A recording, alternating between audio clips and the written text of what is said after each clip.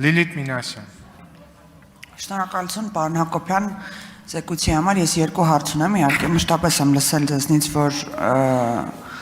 հանրային հեռարձակողի լիազորությունների մեջ չի մտնում կոնկրետ համացանցային կամ ընդհանուր մուլտիպլեքսում տարածվող բոլոր նյութերի վերահսկողությունը, բայց ես հետևել հարց ունեմ, քանի որ համացանցը բավականին արագ է զարգանում եւ հիմա յուրաքանչյուր անձ, ով ունի սմարթֆոն, կարող է հանդես գալ որպես մեդիա, արդյոք ինչպիսի ռեսուրսներ հարկավոր կլինեն հանրային հեռարձակողի խորհրդին, որպեսզի կարողանա այդ վերահսկողությունը ապահովի, իսկ ռեսուրսները ես կարծում եմ, որ անձարեծիչ կարող են լինել, որոնք որ իրականում մենք ունենալով թեկուզ մոնիթորինգային կառույցներ չենք հասցնում այդ ամբողջը վերահսկել։ Երկրորդ հարցս հանրային մուլտիպլեքսում օտարերկրյա լրատվամիջոցների առկայությունը, մենք գիտենք, որ բարձրագույն տեխնոլոգիաների նախարարությունը պետք է որ ունենալ ռազմավարություն հետագայում ընդհանրապես ոչ մի օտարերկրյա լրատվամիջոցի առկայությունը հանրային մուլտիպլեքսում չլինի, ու էական չի դա, որ երկիրն է, միայն լինի Հայաստանի ներկայացվածությունը, դրանով կարծում եմ ձեր երկրորդ բարձրացած խնդիրը կարող է լուծված համարել։ Այս հարցերը հետո Շնորհակալություն, լավ հարցեր, Տիկին Մինասյան, մենակ մենք հանրային չէ, հեռուստատեսային ու ռադիոյի հանձնաժողով հանրային այն է, հա։ Տեսեք, վերահսկումը տարբեր կարող լինի, ինքը կոշտ վերահսկում չենք կարող անել, այս ահռելի տեղեկատվական հոսքերը նույնիսկ հնարավոր չի, նույնիսկ շատ խոշոր պետությունները դա չեն կարողանում անել, շատ հստակ մոտեցում կա, վերահսկվում են ոչ թե մոնիտորինգի միջոցով, ինչը բավականին դժվար է եւ դրա համար մեծ ռեսուրսներ են պետք, այն բողոքների հիման վրա, ինչը Հայաստանում չի աշխատում շատ ժամանակ, մենք օրինակ այսպես կոչված կարմիր կոճակ ենք տեղադրել մեր կայքում, որ էջի վրա էլ որ մտնես այդ կարմիր բողոքի կոճակը կա, մենք կես տարի դա տեղադրել ենք on-line բողոքների համար, շատ ձյուրին, բայց մենք ստացել ենք անցյալ տարի, հա, չէ, մինչև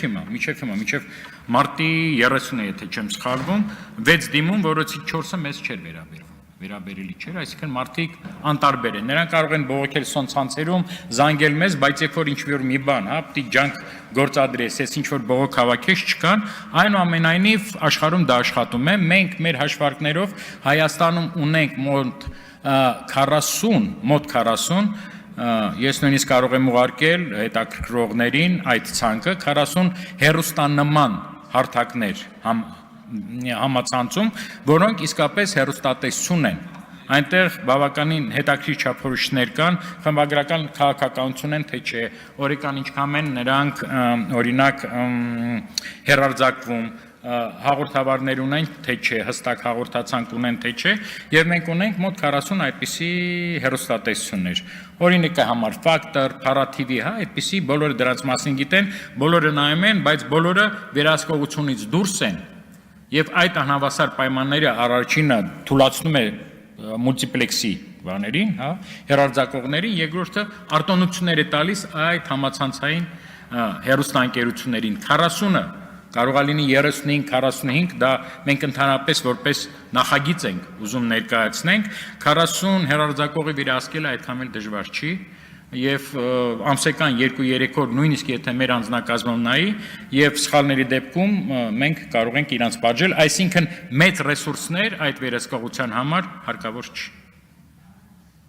Արձագանք Ստեղի մոտ հարց ծագեց հեռուստատեսության եւ ռադիոյի մոնիթորինգն է կանում բողոքների հիման վրա, թե արդեն ունեք մոնիթորինգային գործիքներ, չէ՞, մոնիթորինգային գործիքներով եք։ Այո։ Ստեղ հարցը հետեւյալն է, իհարկե կան լրատվամիջոցներ, որոնք հենց որպես լրատվամիջոց էլ հանդես են գալիս ու ձեր ասած հեռուստատեսային մոդել ունեն, բայց ես տեղյակ եմ, որ մենք ունենք նույն YouTube-յան ալիքներում ուղղակի անձինք, որոնք շատ ավելի շատ դիտումներ ունեն, քան օրինակ որևիցե լրատվամիջոց մեր դաշտում գործող։ Արդյոք մենք գնում ենք այն տրամաբանությամբ, որ պետք է մեդիա հեռարձակողը լինի անունով մեդիա խմբագիր ունենա, թե մենք գնում ենք այս զարգացող աշխարհում եւ տեխնոլոգիաներում այն տրամաբանությամբ, որ եթե որից մեկը հանդես է գալիս հանրային խոսքով եւ ապահովում է մեծ լսարաններ, նա պետք է որոշակի